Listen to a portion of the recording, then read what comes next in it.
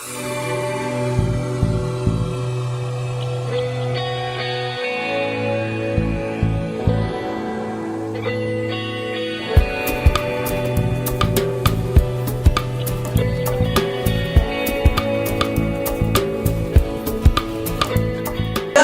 toute l'Afrique du Nord, Moyen-Orient, il n'y a aucun pays qui a cette législation nationale en matière d'asile. Mais, encore une fois, je fais l'éloge de la Tunisie, je suis désolée. Il existe un projet de loi qui a été développé ensemble avec la HR.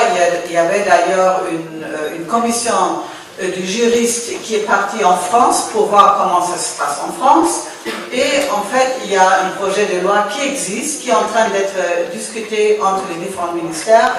Et Nabil, notre conseiller juridique, il pourrait vous donner plus de détails parce qu'il est très impliqué là-dedans. Mais il existe un projet de demande d'asile d'une personne individuelle. Et une première décision est prise. Ensuite, il y a le droit de l'appel. Alors, si la personne a fait l'appel, de nouveau, le dossier est examiné par différents Palestiniens. Vous le savez mieux que moi, sont présents dans tous les pays d'Afrique du Nord, où ils sont très bien intégrés, où ils ont l'appui des autorités. Et c'est la même chose en Tunisie. Les Palestiniens en Tunisie n'ont aucun problème, ni de protection, ni d'appui d'assistance, c'est leur propre volonté qui les empêche de les intégrer.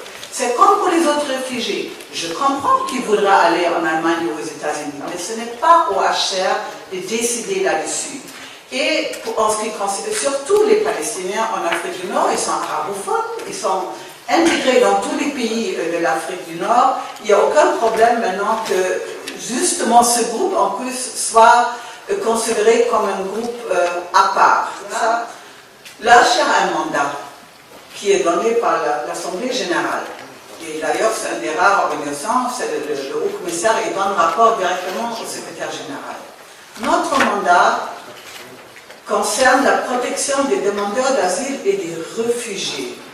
Tous les déboutés, ils ont passé la même procédure que les autres demandeurs d'asile. Ils ont eu droit à une interview individuelle, ils ont eu droit à l'appel où le dossier est revu par d'autres personnes.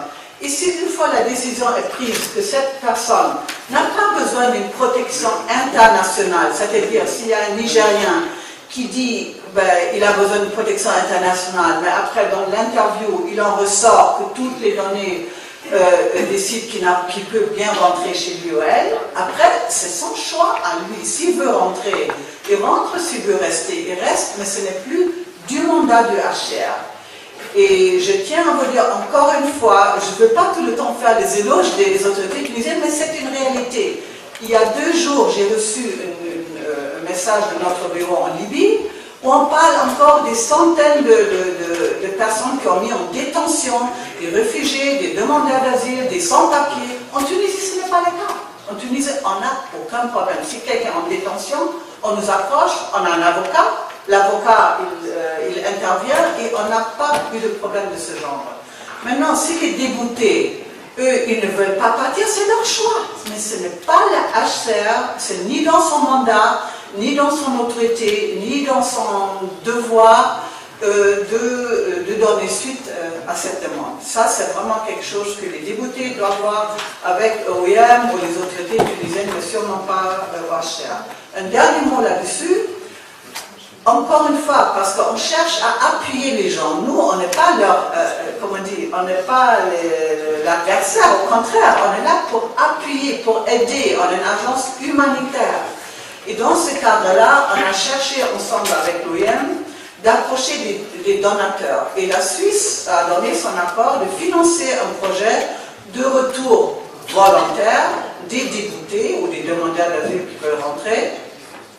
Et il finance le retour, un projet de retour. Il y a un montant assez considérable pour les personnes qui veulent rentrer. Donc, on est en train de les aider à trouver des appartements dans les villes avoisinantes, parce qu'ils sont un petit peu habitués à la vie au sud. Hein. Ils ne vont pas partir, je suppose, sur Tunis ou à Allemagne, je ne vois pas ça, mais je vois qu'ils vont s'installer, bien sûr, avec Zazis, Medni, Tataouine, dans les régions donc avoisinantes. Ils se sont un petit peu adaptés à la vie là-bas et au climat, etc.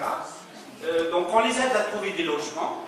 Et bien sûr, le Croissant Rouge, à partir du 1er avril, va s'occuper du volet santé. Hein.